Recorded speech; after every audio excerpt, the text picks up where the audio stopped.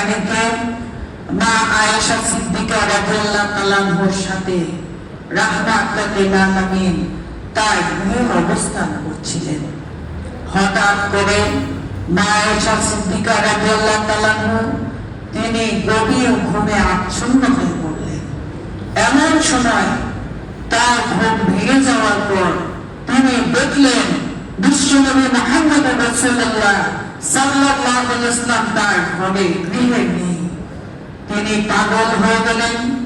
তিনি খুঁজতে লাগলেন, এদিক সেদিক রাতের অন্ধকারে ছুটাছুটি করতে লাগলেন, আমার রাসূল কোথায়, দয়াল নবীজি কোথায়, কাফের কোন রাসূলের কোনো ক্ষতি করেছে কিনা।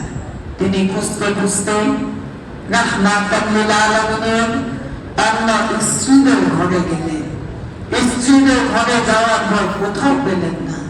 তিনি ছুটে গেলেন রাহমাতুল লিল আলামিনের একমাত্র মেয়ে মা ফাতেমা রাদিয়াল্লাহু তাআলা আনহার গৃহে, যে বললেন, ইয়া ফাতেমা, তোমার ঘরে দয়াল রাসূল কি আছেন? তখন মা ফাতেমা রাদিয়াল্লাহু তাআলা আনহা বললেন, দয়াল রাসূলটা আমার ঘরে আসেনি। তখন রাসূল সাল্লাল্লাহু আলাইহি ওয়াসাল্লামের অনুপস্থিত দেখে তিনি পাগল হয়ে গেলেন, বেকরার হয়ে গেলেন। ফাতেমা রাদিয়াল্লাহু তাআলা আনহা সহ ছুটলেন রাহমাতুল লিল আলামিনকে খুঁজতে। খুঁজতে খুঁজতে মা আয়েশা সিদ্দিকা রাদিয়াল্লাহু তাআলা আনহা ছুটে গেলেন সেই জান্নাতুল বাকিতে, যে দেখলেন দয়াল রাসূল সাল্লাল্লাহু আলাইহি ওয়াসাল্লাম সেই জান্নাতুল বাকিতে দাঁড়িয়ে অজরে কাঁদছেন আর সব সাহাবায়ে কেরামদের জন্য, সুহাদায়ে কেরামদের জন্য আল্লাহর দরবারে প্রার্থনা করছেন। আয়েশা সিদ্দিকা রাদিয়াল্লাহু তাআলা আনহা জানতে চাইলেন, ইয়া রাসূলুল্লাহ, আজকে এই গভীর রাতে আপনি এখানে কেন? আপনি কেন এত রাতে একা একা এখানে এসেছেন?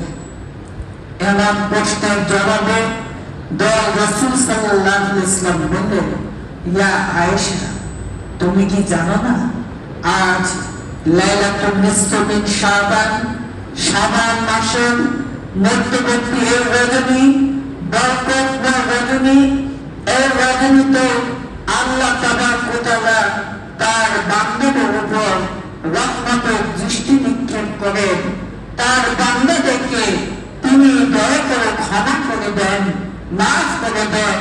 এই রজনী অত্যন্ত গুরুত্ব এবং ফজিলতে সম্মানিত। আশিক রাসূল ভাইগণ, রাসূল সাল্লাল্লাহু আলাইহি ওয়াসাল্লামের এই ঘটনা প্রদান করে এই লাইলাতুল মুবারাকাতুল তথা লাইলাতুল বারাত মুসলিম উম্মার জন্য অত্যন্ত গুরুত্ব এবং তাৎপর্য কি প্রদান করে না করে না?